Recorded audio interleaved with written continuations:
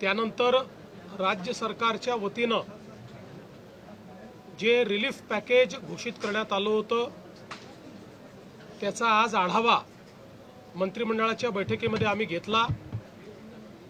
आतापर्यंत या अंतर्गत 8,000 कोटी रुपये हे रिलीज झालेले आहेत।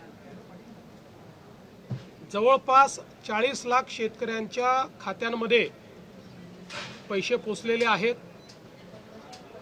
आज मंत्रिमंडळाच्या बैठकीत अजून 11,000 कोटी रुपये रिलीज करण्याला मान्यता देण्यात आली, कारण हे बजेटमधले पैसे नसल्यामुळे याला विशेष बाब म्हणून मान्यता देण्यात आली। आता हेही पैसे पुढच्या 15 दिवसांमध्ये शेतकऱ्यांच्या खात्यापर्यंत पोहोचवण्याचे आदेश आम्ही दिलेले आहेत। आत्ता जो काही निधी गेलेला आहे हा वेगवेगळ्या जिल्ह्यांमध्ये वेगवेगळ्या पद्धतीने गेलेला आहे। काही ठिकाणी तो पार्शल गेलेला आहे। याचं कारण आम्ही एक निर्णय घेतला होता की जशा याद्या येतील तशी मान्यता द्यायची, सगळ्या याद्यांकरता थांबायचं नाही। त्यामुळे कोणी हे कन्फ्युजन ठेवण्याचं कारण नाही की आम्हाला तर जे काही NDRFचे पैसे होते ते मिळाले पण 10,000 मिळाले नाहीत, आम्हाला 10,000 मिळाले पण 3 हेक्टरचे मिळाले नाहीत। ज्यांना 2 हेक्टरचे पैसे मिळाले आता त्यांच्या खात्यात 3ऱ्या हेक्टरचे पैसेही आपण टाकतोय, जर ते 3 हेक्टरवाले असतील तर। त्यामुळे माझा अंदाज असा आहे की पुढच्या 15 ते 20 दिवसांमध्ये पूर्णपणे शेतकऱ्यांच्या खात्यामध्ये हे पैसे जातील। 90% आम्ही शेतकरी हे पुढच्या 15 ते 20 दिवसात कव्हर करायचा प्रयत्न करू। 10% तरी देखील लागतील, कारण काहींच्या अकाउंट्समध्ये प्रॉब्लेम आहेत, काहींच्या रेकॉर्ड्समध्ये प्रॉब्लेम आहेत, काही ठिकाणी मल्टिपल होल्डिंग आहे, तेही सॉल्व करण्याचा प्रयत्न चाललेला आहे। आता याच्यामध्ये निधीची कुठलीही कमतरता उरलेली नाही। फक्त आपण एक समजून घेतलं पाहिजे की याची प्रोसेस आहे, त्या प्रोसेसमध्ये 2 वेळा याद्या व्हॅलिडेट कराव्या लागतात। कारण जसं कोणी पात्र सुटू नये तसंच कोणी अपात्र किंवा जो एलिजिबल नाही त्याच्या खात्यामध्ये पैसे जाऊ नये याकरता याच्यात मोठ्या प्रमाणात आपल्याला त्याचं रिव्हॅलिडेशन करावं लागतं। एक सुदैवाने ॲग्रीस्टॅकचा डेटा असल्यामुळे ॲग्रीस्टॅकचे जे अकाउंट होल्डर आहेत या कोणाचंही आम्ही E-KYC करत नाही आहे, अन्यथा E-KYCलाच 1 महिना लागला असता। फक्त एखाद्या केसमध्ये जिथे ॲग्रीस्टॅकमध्ये नाव नाही आणि एलिजिबिलिटी आहे त्यांचंच केवळ E-KYC आपण करतोय। त्यांनाही आपण पहिले मदत देऊ, त्याच्यानंतर मग E-KYC करू, असाही निर्णय आपण केलेला आहे। त्यामुळे पुन्हा एकदा सांगतो की जवळपास आपण त्या ठिकाणी जी थेट मदत आहे त्यापैकी 8,000 कोटी रिलीज केली आहे। 11,000 कोटी आज रिलीज आपण करतो आहोत आणि आता ती आपल्या शेतकऱ्यांच्या खात्यामध्ये जायला सुरुवात झालेली आहे। घाई करू नका, अजून थांबतो, ते पळून जात नाही। दुसरं असं आहे की आता मोठ्या प्रमाणात शेतमालाच्या खरेदीचा विषय आलेला आहे।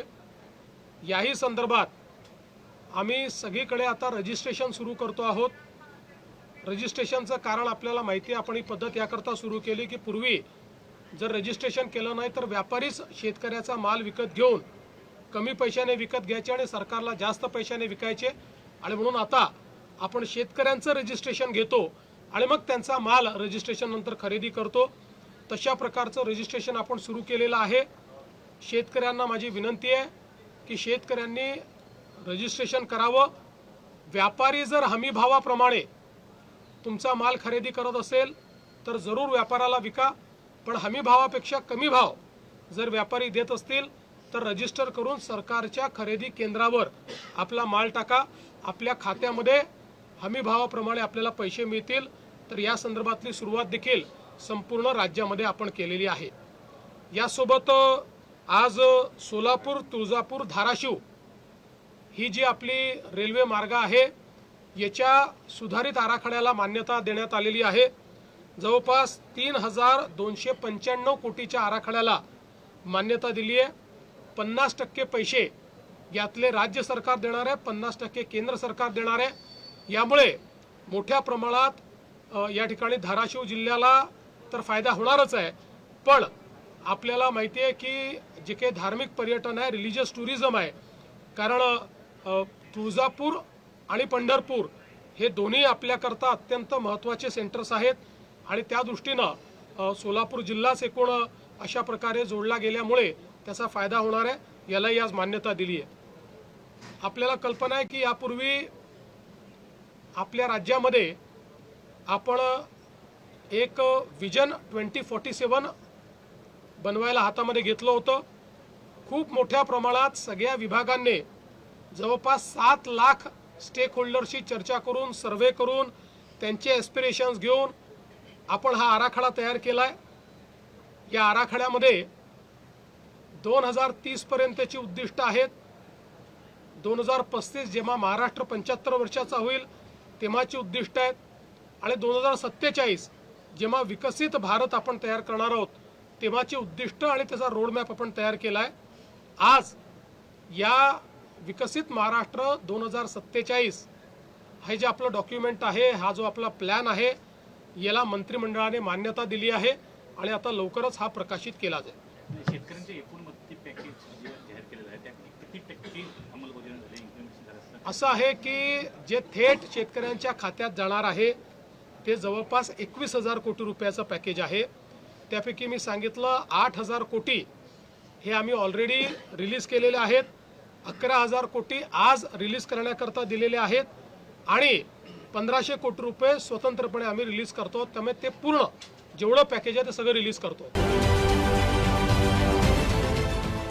देश विदेशातील प्रत्येक घडामोडींचे लाईव्ह अपडेट मिळवण्यासाठी आता साम टीव्हीच्या सर्व सोशल मीडिया प्लॅटफॉर्मला लाईक, फॉलो आणि सबस्क्राईब करा. तसंच सर्व नोटिफिकेशनसाठी बेल आयकॉन प्रेस करायला विसरू नका.